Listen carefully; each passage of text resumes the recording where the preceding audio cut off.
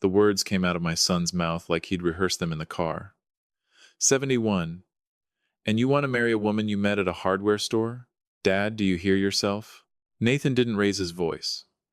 That was the part that scared me. My son had never once needed to shout to make a room feel smaller.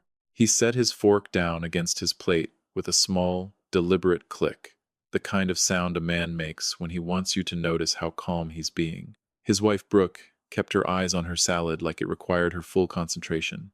She hadn't said a word since the waiter took our order, which told me everything about how this dinner had been planned before I ever sat down. Say that again, I told him.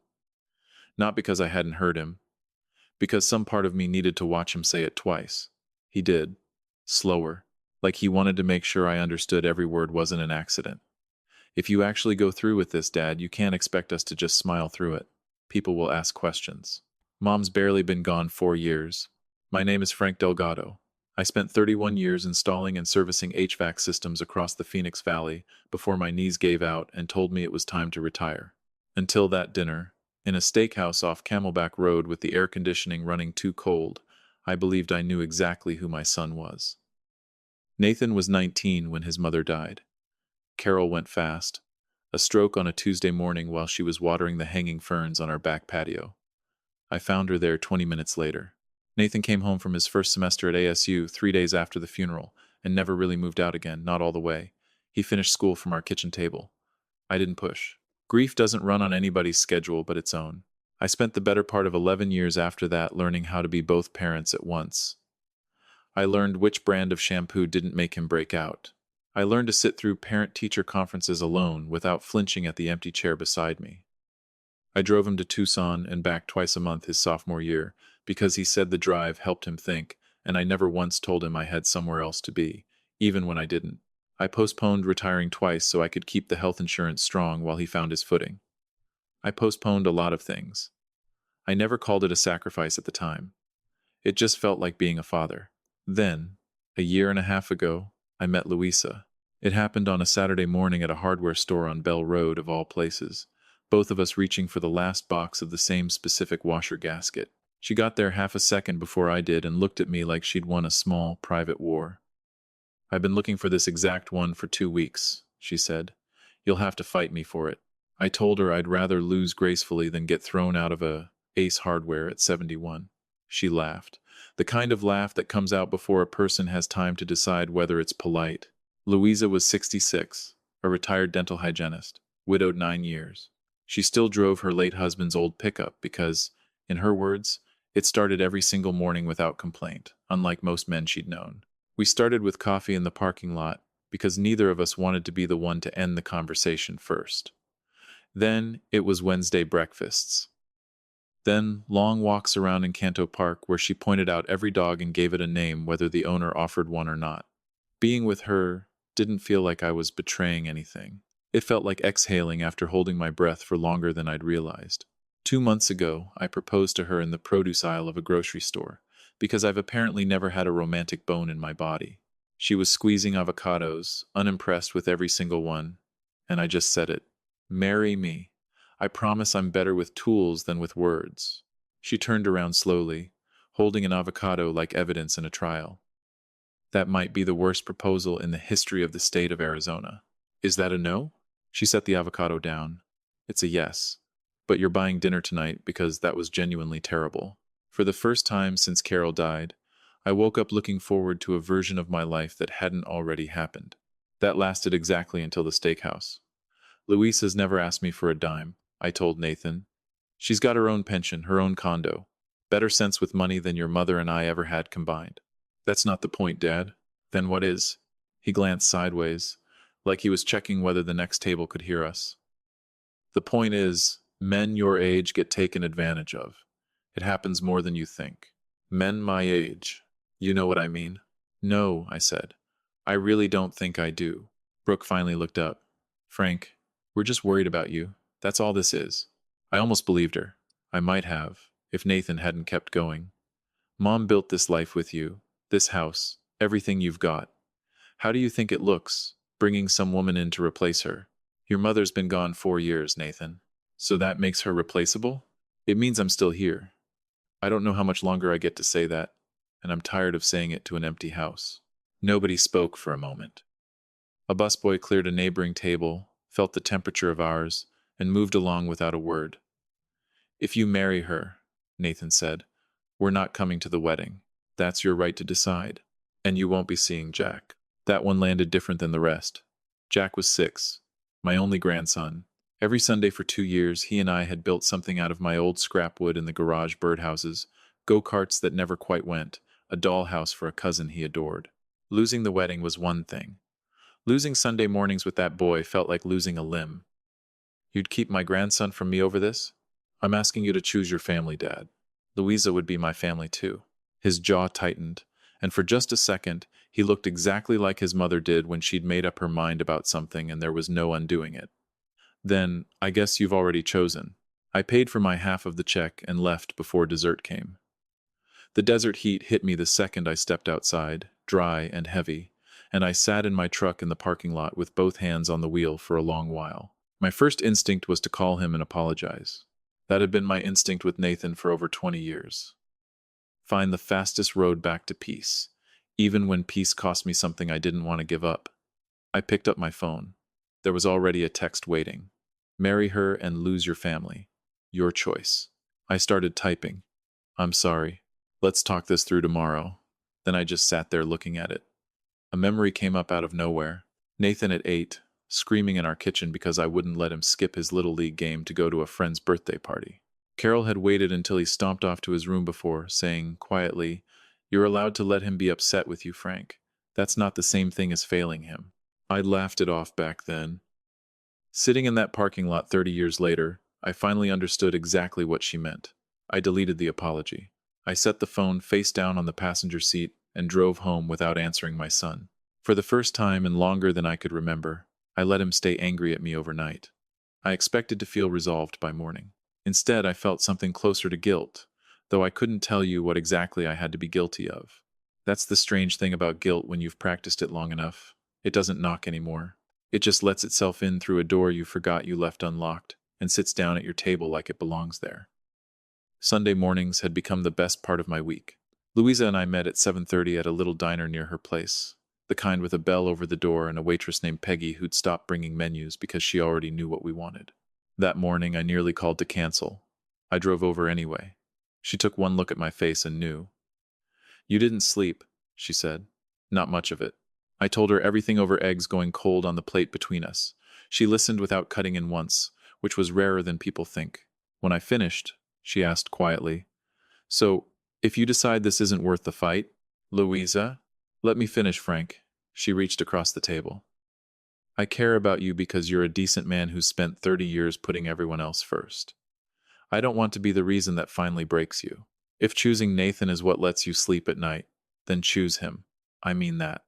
I want to be honest with you. If somebody I loved offered to step aside just to spare me the pain of choosing, I'm not sure I'd have handled it with half the grace she did. It hurt worse than anything Nathan had said at dinner, because she wasn't fighting to keep me. She was letting me go gently, in case that's what I actually needed. "I don't want to lose you," I said. "You might not have to." She squeezed my hand. "But whatever you decide, don't decide it out of fear. Fear makes terrible decisions, and it's very convincing while it does it." That sentence rode home with me and didn't leave. Monday afternoon, somebody knocked on my door. It was Rosa, who'd been Carol's closest friend since their nursing days, back before Carol left the hospital to raise Nathan full-time. Rosa was holding a shoebox. "Found this going through some old things," she said. I completely forgot I had it. Inside were photographs, one of Nathan's finger paintings from kindergarten, a few of Carol's recipe cards in her looping handwriting, and near the bottom, an envelope with my name on it. I would have known that handwriting anywhere. Rosa looked almost sheepish. "She made me promise not to give it to you unless—" "Unless what?" "Unless you needed it." She handed it over. "I think you might need it now, Frank." I sat at my kitchen table and opened it with hands that weren't entirely steady. One page. "Frank, if you're finally reading this, I'm guessing you're doing exactly what I was always afraid you'd do, feeling guilty for still having a life. Please don't. You gave me 30 wonderful years, and you gave Nathan a father who never once made him feel like an afterthought. That debt was paid a long time ago. And you don't owe anybody another 30 years of an empty house to prove it. If someone good finds you, let her in. I already had my turn with you. This one's yours. All my love. Always. Carol. I couldn't see the page by the last line. Rosa sat with me and didn't say anything, which was exactly the right thing to do. I almost forgot that letter existed, she said eventually. I'm glad you didn't. She smiled, eyes wet. So is Carol, I'd bet. I carried that letter out to the backyard afterward and sat with it a long while. Carol's citrus trees were still out there, the ones she'd planted the year we bought the house. For 4 years I had told myself that staying alone was some kind of tribute to her. Sitting in that yard, I finally admitted the truth was smaller and less noble than that. Mostly, I think I'd just been afraid of what it would look like to move on, and afraid of who might judge me for it. The next few days, Nathan started calling constantly, never to apologize. Every call circled back to Louisa somehow. Have you actually thought this through, Dad? People are going to talk. What if she's after the house? He stopped by one afternoon with a casserole he'd clearly bought from a grocery store and passed off as homemade, and stood in my living room looking around like he was doing inventory. Have you thought about something smaller, easier to manage? This is my house, Nathan. I've lived here 26 years. You don't need all this space anymore, is all I'm saying. When he left, he forgot a folder on my counter. A glossy brochure slid halfway out. Sunset Palms Retirement, Living Independent, and Assisted Options. Maybe it meant nothing. Maybe he'd picked it up out of some vague, misplaced concern. But something about finding it there, uninvited, sat wrong in my chest for the rest of the night. Thursday evening, my phone rang while I had a ball game on. Nathan. Dad, hey, I'll call you back in a bit. The call didn't disconnect right away. I could still hear him, muffled, talking to somebody else in the room. If he actually marries her, everything changes, he was saying. Brooke's voice quieter. I know. We have to protect what your mom built. Then Nathan said something that turned my stomach cold. We're running out of time on this. The line cut off there. I sat with the television still playing in front of me and didn't hear a word of it. Running out of time. Maybe he meant the wedding date.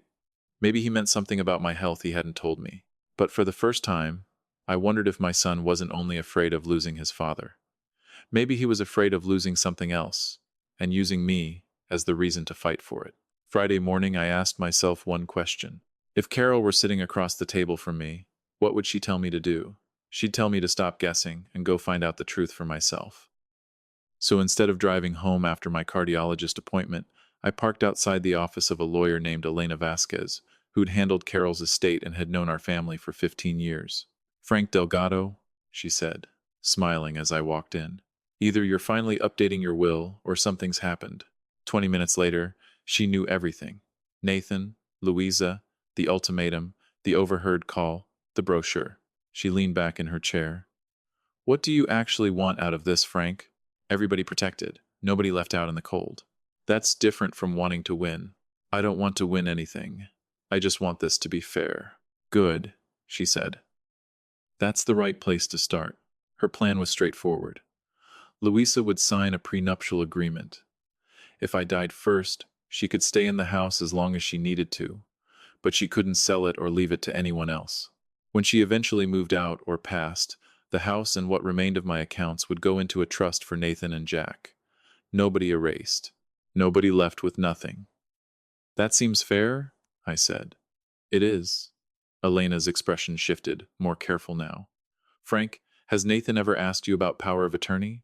About managing your finances? No, never. She opened a folder on her desk. I'm only telling you this because it involves you directly.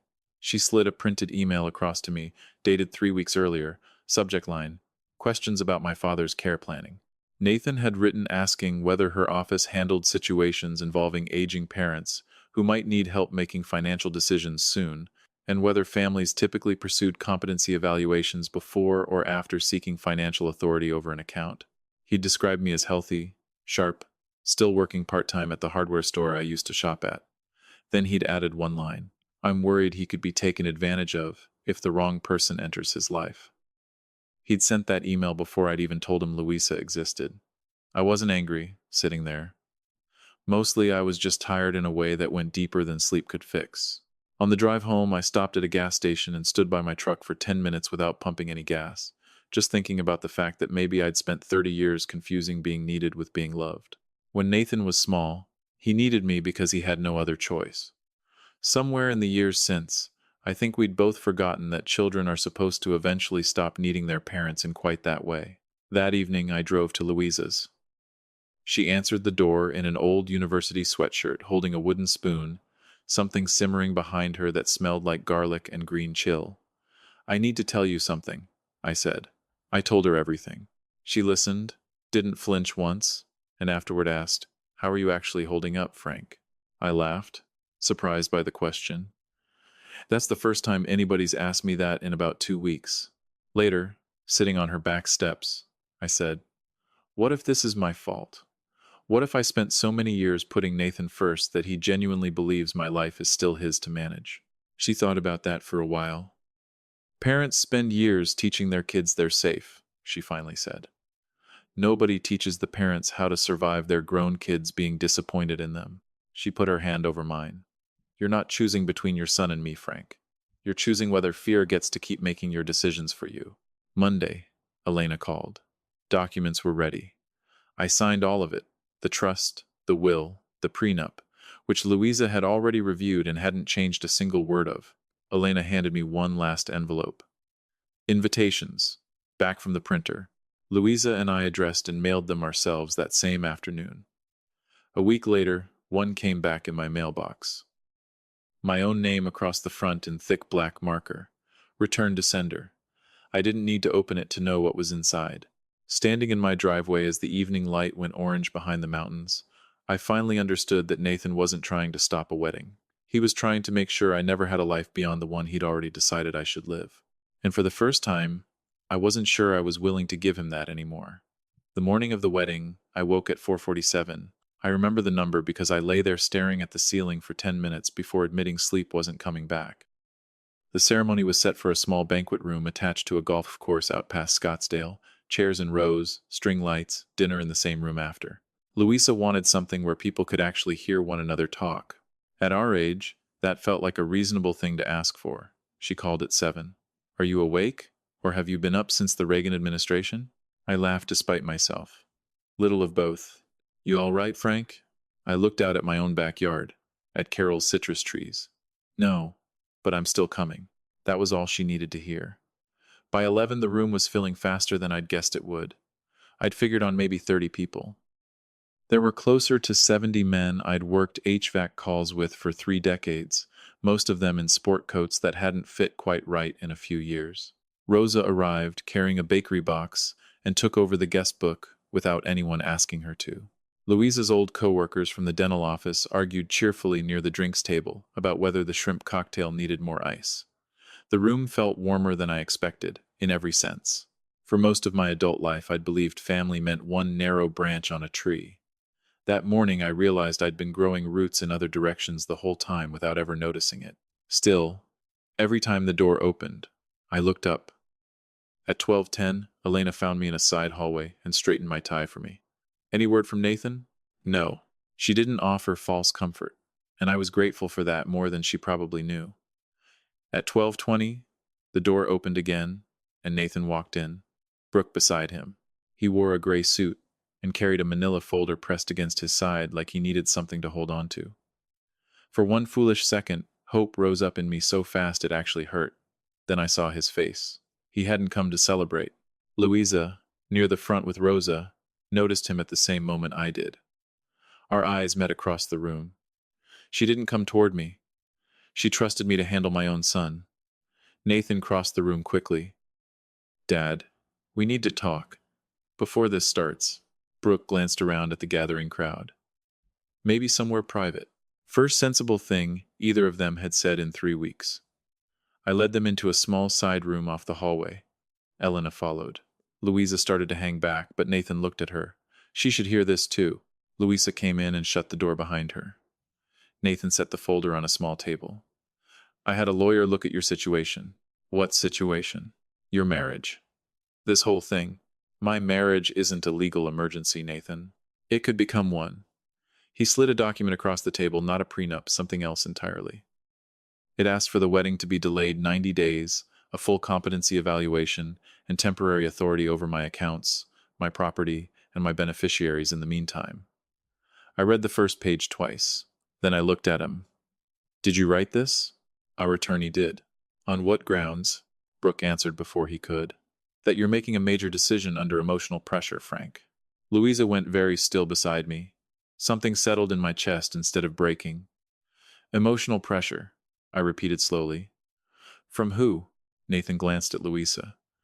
"Do I really have to say it out loud?" "I already signed a prenuptial agreement," Louisa said quietly. Brooke blinked. "What?" "2 weeks ago," Elena spoke calmly.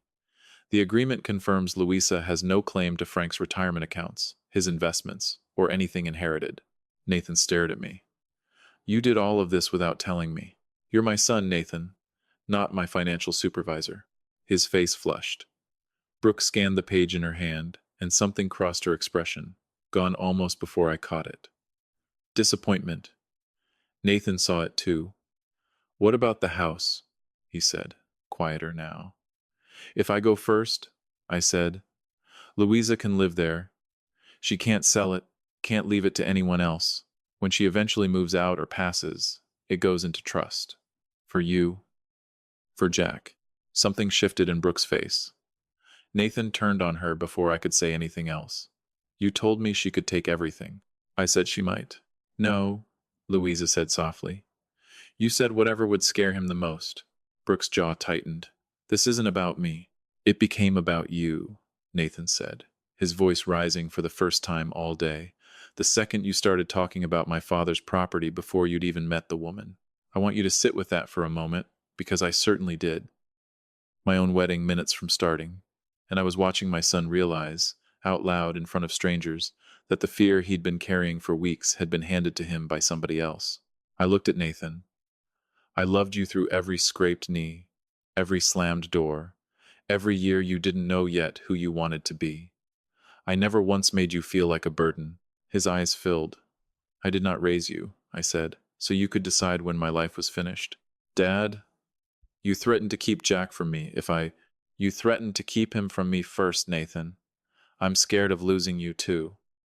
But you should have loved me better than this." The room went quiet enough that I could hear the guests laughing faintly through the wall. That sentence hurt me almost as much as it hurt him. I slid the document back across the table. "I'm not signing this." He looked at it, then at Louisa, then at me. "If you walk out there and marry her, things don't go back to the way they were." I know. My hands were shaking, so I put them in my pockets. But the way things were wasn't working anyway. Brooke reached for his arm. "We should go." He pulled away for just a second. I thought, for one moment, that he might actually stay. Instead, he picked up the folder and walked out without another word. Through the open door, I watched them cross the room while 70 guests very deliberately did not stare. At the entrance, Nathan paused and looked back at me once. I didn't chase him. The doors closed. Louisa stepped beside me. "We can postpone, Frank, if you need to." I looked toward the front of the room, toward Rosa, toward the empty chair I'd quietly asked them to leave in Carol's memory, and then at the woman standing next to me, who'd offered to let me go rather than watch me suffer through this decision alone. "No," I said. "I've postponed enough of my own life already." 20 minutes later, I stood in front of my friends and promised Louisa the years I had left. My voice cracked once, right in the middle of it. She squeezed my hand until it steadied. When we were pronounced married, the whole room stood up, and for the first time all day, I stopped watching the door. Married life afterward didn't start with fireworks. It started with quiet. The Monday after the wedding, Louisa and I sat on my back patio with coffee, watching a pair of doves fight over a spot on the fence. "How are you really doing?" she asked. I could have lied to her. "I miss my son." She reached over and put her hand on mine. "You're allowed to miss him without regretting marrying me, Frank." She was right. Both feelings lived in the same chest without canceling each other out. Weeks passed without a word from Nathan. No calls, no pictures of Jack's games. Sunday mornings, the hours I used to spend in the garage with that boy sat empty. I'd catch myself checking the clock at 9, then remembering there was nowhere I needed to be. Louisa never tried to fill that silence for me. Sometimes the kindest thing another person can do is just sit beside you while it hurts. About a month in, Elena called. "Ran into Brooke at the courthouse today." How's she doing? Asked whether the trust could be challenged. I told her the same thing I'd tell anyone. It was your decision, and it was prepared exactly the way you wanted it. A pause. She seemed a lot more interested in the trust than in how your marriage was going, Frank. A few days after that, Rosa called. Saw Nathan at the grocery store. Him and Brooke were arguing in the parking lot. About what? Heard him say none of this would have happened if she'd just let it go from the start. That sentence sat with me the rest of the evening. Not because of Brooke, but because it meant Nathan had, somewhere along the way, started listening to her instead of to himself. 2 weeks later, my phone rang after dinner. Nathan. I stared at the screen until Louisa nodded at me. Answer it, Frank. I did. Silence first, then breathing. Then, Dad. His voice cracked on the word. Can we talk? Of course we can. Not on the phone. He came the next afternoon, alone, no Brooke, no Jack, and stood on my porch holding nothing but his car keys, looking smaller somehow than I remembered him being. I opened the door. He tried to speak and started crying instead, the kind of crying that makes words impossible for a minute. I stepped aside. Come in. We sat in the living room where he used to build Lego towers on the carpet as a kid. You didn't change anything in here, he said, looking around. I wasn't trying to erase your mother, Nathan. Fresh tears. I know that now. He wiped his face with the back of his hand. I've been so angry I forgot that grief and anger aren't the same thing. When you told me you were getting remarried, it felt like losing Mom all over again. I understand that. No, he said. You understand the part of it that isn't ugly. The ugly part is Brooke kept bringing up the house, the savings. What could happen if you changed your will? And I let those conversations become mine instead of pushing back on them. I waited. She didn't put those words in my mouth, he said. I did. Those 6 words meant more to me than any apology could have, because they were honest. I'm sorry, Dad. Silence sat between us a long moment. I don't expect you to forgive me today, he whispered. I don't, I told him. But I don't intend to spend what's left of my life angry either. He covered his face with both hands. I don't deserve another chance. Maybe not, I said. But Jack deserves to know his grandfather. He cried harder at that. I'll never use him against you again. I need that to be true. It will be. Before he left, he paused at the door. Brooke and I are taking some time apart. I moved into my brother's old place for now. I didn't celebrate that, and I didn't pile on either. That marriage belonged to the 2 of them, not to me. Summer rolled in hot, the way it always does in the valley. Sunday mornings slowly came back. The first time Jack walked back into my garage, he pointed straight at my old tool bench. Grandpa, you still gonna teach me to weld like you said? Thought you'd never ask. Louisa hugged him before he even got to me. Hi, Miss Louisa, he said, grinning. Hi, sweetheart. She never once asked him to call her grandma. She never tried to become Carol. She just became herself, fully, and somehow that turned out to be more than enough for all of us. One cool morning in October, Louisa and I worked in the backyard together. Carol's citrus trees were heavy with fruit again. Louisa was planting rosemary along the back fence.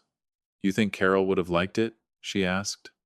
I think she'd have told you the rosemary needs more sun than that. Louisa laughed. So we would have gotten along fine then. I think you would have. We stood there quietly a while. The citrus trees belonged to Carol, the rosemary belonged to Louisa. Neither one replaced the other. They just grew in the same yard, side by side, the way most good things in a long life eventually learn to do.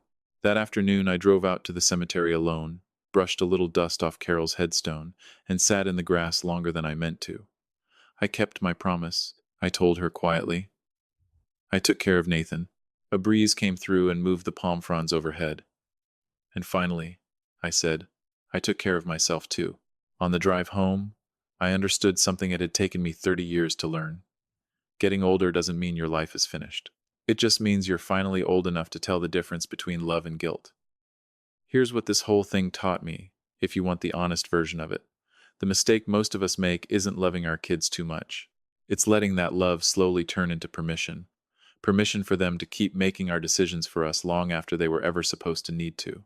If there's one thing you take away from this tonight, let it be this. Ask yourself honestly whether what's keeping you stuck is love or just guilt wearing love's clothes. Sit with that question. Don't rush the answer. Now I actually want to hear from you, friend. If you think I handled this the right way, drop a 1 in the comments below. If you think I should have found some way to bring my son along before the wedding instead, drop a 2. And if you're somewhere in between, still not sure, drop a 3 and tell me why. Let me know where you're watching this from tonight and what time it is right where you are. I always love reading those. And if you've ever had to choose between keeping the peace in your own family and finally standing up for the rest of your life, tell me about it below. I promise you, you're not the only one who's been there. If this one meant something to you, stay a little longer with me. Subscribe so the next story finds you, and I'll see you in the next one.